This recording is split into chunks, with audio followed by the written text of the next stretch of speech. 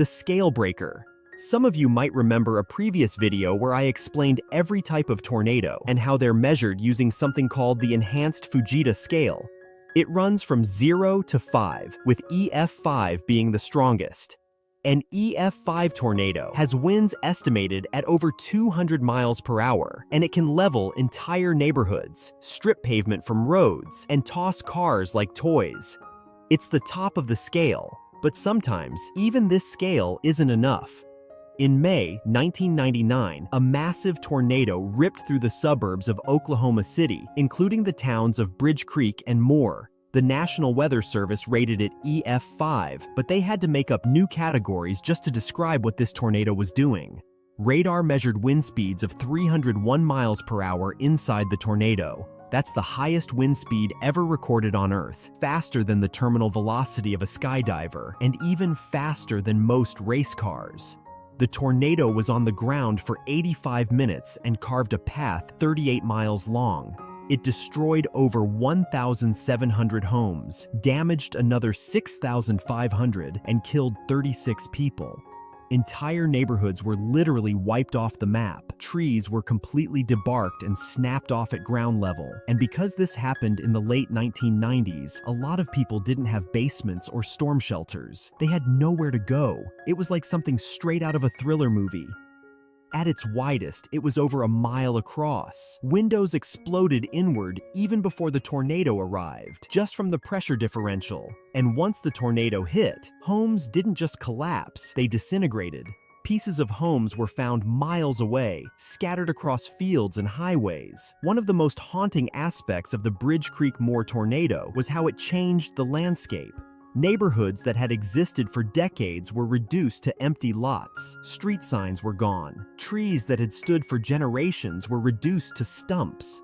People who returned to their homes after the storm couldn't even find where their houses had been. The landmarks they used to navigate their own neighborhoods were just gone.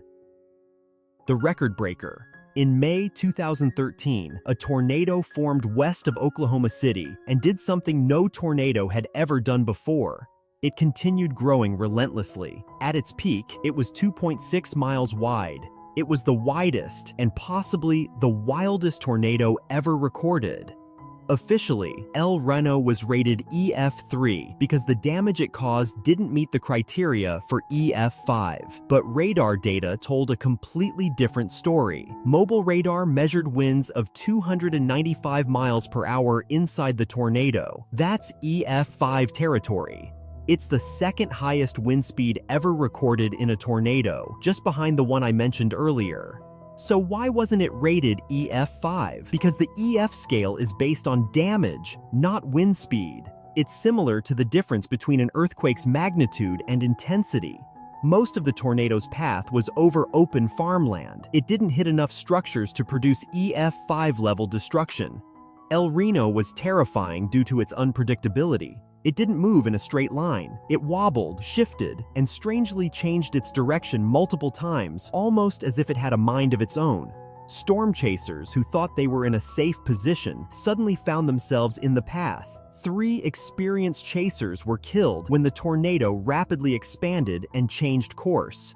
The tornado also featured multiple sub-vortices. These sub-vortices had their own extreme winds, sometimes exceeding 200 miles per hour. So even if you weren't in the center of the main tornado, you could still get hit by satellite vortices that were strong enough to destroy anything in their path. It was like fighting a boss in a video game that spawns minions, except the minions can also easily kill you. The ground eater. As you know, most tornadoes are fast. They touch down, tear through an area, and move on, but not Jarrell. In May 1997, a tornado formed in central Texas and did something strange. It slowed down. At one point, it was moving forward at only 5 to 10 miles per hour. For comparison, most tornadoes move at 30 to 40 miles per hour.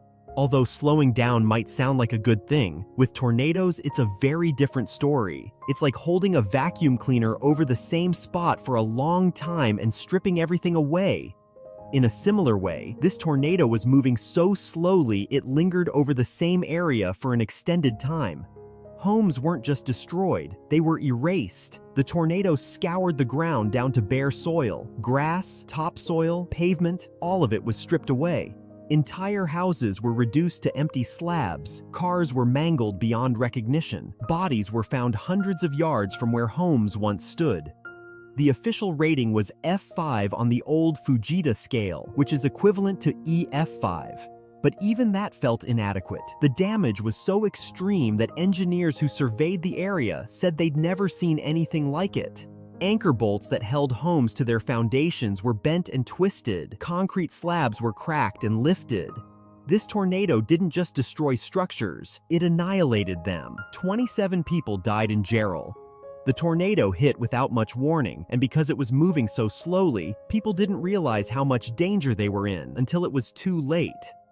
Gerald is a case study showing that slow tornadoes can be just as deadly as fast ones. One survivor described hiding in a bathtub with a mattress over her head. She said the noise was so loud she couldn't hear herself screaming. The house shook, then lifted, then exploded. When the tornado passed, she was still in the bathtub, but the bathtub was in the middle of an empty field. The house was gone. Everything was gone. She somehow survived, but almost everyone around her didn't. The walking apocalypse. In April 2011, there was one of the worst tornado outbreaks in U.S. history. Over 360 tornadoes touched down across the South and Midwest in a single day. One of the strongest was the Phil Campbell tornado in Alabama. This tornado was rated EF5, and it earned every bit of that rating. It stayed on the ground for 132 miles, making it one of the longest-track tornadoes ever recorded. At its peak, it was over a mile wide, and wind speeds were estimated at over 210 miles per hour. 72 people died along the tornado's path, many of them in small towns that didn't have enough warning or access to proper shelters. The tornado moved so fast and covered so much ground that by the time people realized it was coming, it was already there. Hackleburg and Phil Campbell were nearly wiped off the map. The tornado also created what's known as a debris ball, a massive cloud of wreckage visible on radar. This debris ball was so dense and so large that meteorologists initially thought it was hail. It was the remains of entire communities being carried through the air at 200 miles per hour. The city eraser. Just 30 minutes after the tornado I mentioned earlier touched down, another EF5 formed in Mississippi.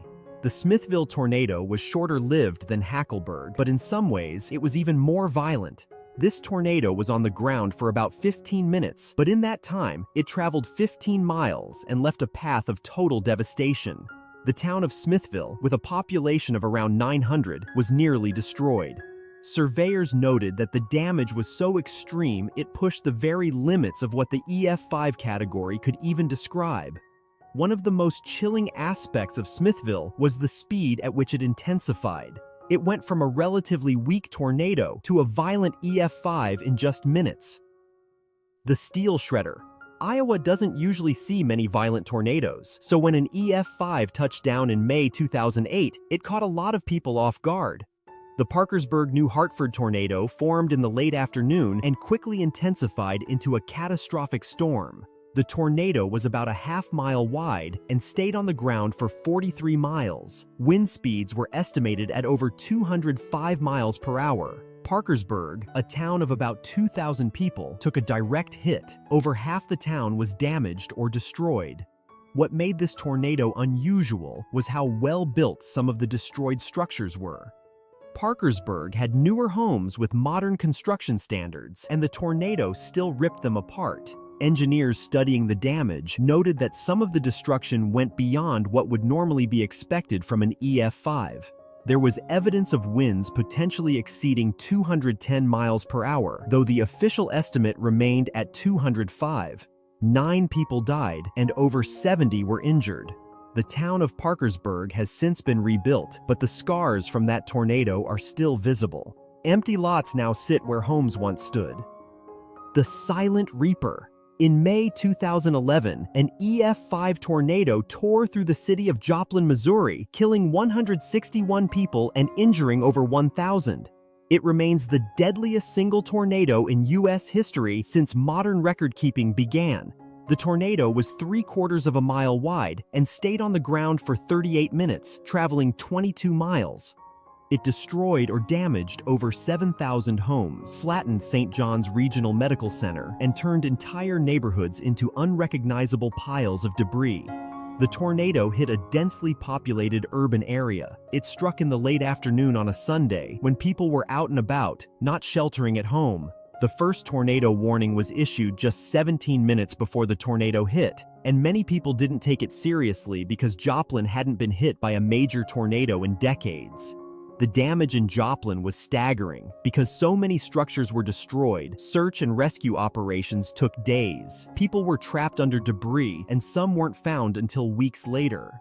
Joplin permanently changed how tornado threats are communicated. After Joplin, the National Weather Service started using phrases like tornado emergency to convey the severity of life-threatening situations. The modern destroyer. Some of you might remember that Moore has been hit by violent tornadoes multiple times, but the May 2013 tornado was one of the worst.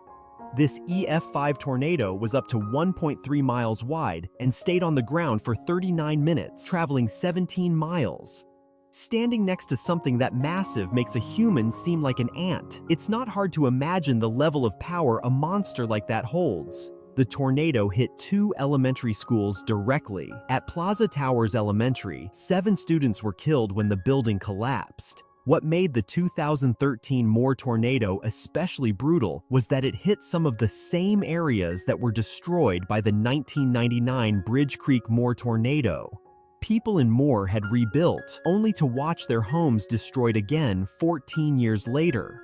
The psychological toll of that kind of repeated trauma is something that doesn't show up in damage reports. It highlights the harsh and unforgiving side of nature. The pre-scale nightmare. The tri-state tornado is the deadliest tornado in U.S. history, and nothing else even comes close. In March 1925, a tornado touched down in Missouri and stayed on the ground for over 3 hours, traveling 219 miles through Missouri, Illinois, and Indiana. It killed 695 people, injured over 2,000, and destroyed 15,000 homes. This tornado happened before the modern tornado rating system existed, but based on the damage, it's widely considered to have been an F5. Some researchers believe it may have been even stronger. The tornado was up to a mile wide in places, and eyewitnesses described it as a massive, churning wall of debris that blotted out the sky. In 1925, there was no radar, no weather satellites, and no tornado warnings. People had no idea it was coming until they saw it. If you liked this video, don't forget to subscribe. I'll see you in the next video.